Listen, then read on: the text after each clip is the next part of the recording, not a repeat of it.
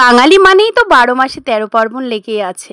তো সামনে যেহেতু পয়লা বৈশাখ, তো ভাবলাম আমার সোনাকে নিয়ে চলো আজ একটু মার্কেটিংয়ে যাই। তো পয়লা বৈশাখের কিছু টুকিটাকি জিনিস কিনে আনি।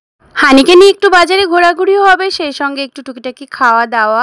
আমার সোনাকে নিয়ে এইভাবে আমি বেরিয়ে পড়ি হুটহাট করে। তো দেখো, আমরা চলে এসেছি বেহালার ট্রামডিপো মার্কেটে। এই মার্কেটটাতে তো ১২ মাসই এইরকম মেলা লেগে থাকে। এসেই দেখছি পয়লা বৈশাখের কেনাকাটি সবার কবে থেকে শুরু হয়ে গেছে। বাপরে বাপ, কি ভিড়!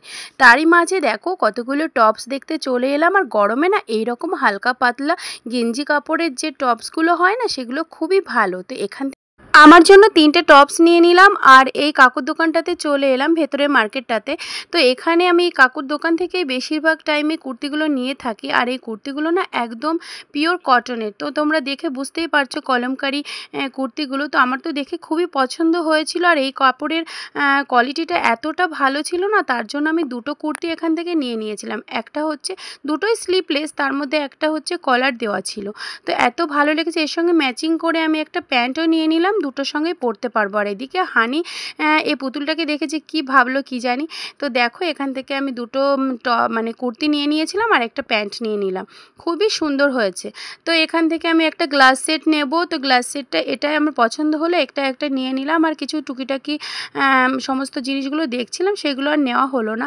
আর একদিন মার্কেটিং আসবো। আমার তো পয়লা বৈশাখের বাজার আজ থেকে শুরু হলো, এইভাবে চলতেই থাকবে আর কি।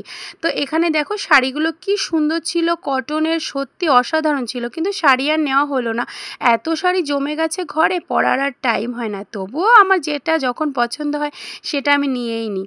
আর এদিকে হানির একটু খিদে পেয়ে গেছিলো, আর খিদে মানেই তোর স্যান্ডউইচ, তো সেটা একটা খেয়ে নিল। আর এদিকে টুকিটাকি বাজার আমাদের কমপ্লিট হয়ে গেছে। গাড়ির জন্য বসে আছি, মানে ওর পাপা আসবে, তোর পাপা আসতে লেট হলো। তো চলে এলাম আমরা অটো করে বাড়িতে। আর আজ তোমাদের হানি সমস্ত কি কি কেনাকাটি করেছি সেগুলো তোমাদের দেখো, ও এক এক করে সব দেখাচ্ছে। হানির কিন্তু একটুও দুঃখ হয়নি যে ওর জন্য কিছু কেনা হয়নি। কেন বলতো, ওর জন্য অনেকগুলো খেলনা কেনা হয়েছে। আর আমারই আজকে এগুলো টুকিটাকি কেনাকাটি হয়েছে। তো এক এক দিন এক একজনের জন্য কিনবো, আরও টুকিটাকি জিনিস কিনতে হবে। এমনি করে আমি বাজারে যাই জানো তো, মানে ঠিক করে যাই না যে এটাই আমাকে কিনতে হবে। যখন যেটা পছন্দ হয়ে যায় তখন সেটা নিয়ে নিই। সেটা আমার ক্ষেত্রেও হতে পারে, হানির জন্য হতে পারে, ওর পাপার জন্যও হতে পারে। তো হানির জন্য তো কেনাকাটি অবশ্যই করব। সারা বছরই আমার কেনাকাটি চলতেই থাকে, তোমরা তো ব্লগে দেখতেই পাও। তো আমি একটু শপিং করতে খুবই ভালোবাসি। এটাই আমার সত্যি একটা ব্যাড হ্যাবিটও বলতে পারো, আমার যখন তখন শপিং। এটার জন্য কিন্তু অনেকের কাছে অনেক রকম কথা শুনতে হয়, কিন্তু আমি নিজেকে চেঞ্জ করতে পারবো না। কেননা সবারই তো একটা পছন্দের জিনিস থাকে, আর আমার পছন্দের জিনিসই কিন্তু শপিং করা। এটা আমি সেই ছোট্টবেলা থেকে শপিং করতেই থাকি। তো এই যে দেখো কত রকমের জিনিস কিনেছি, সেটা তো তোমাদের দেখালাম। কেমন লাগলো কমেন্টে জানিও। টাটা।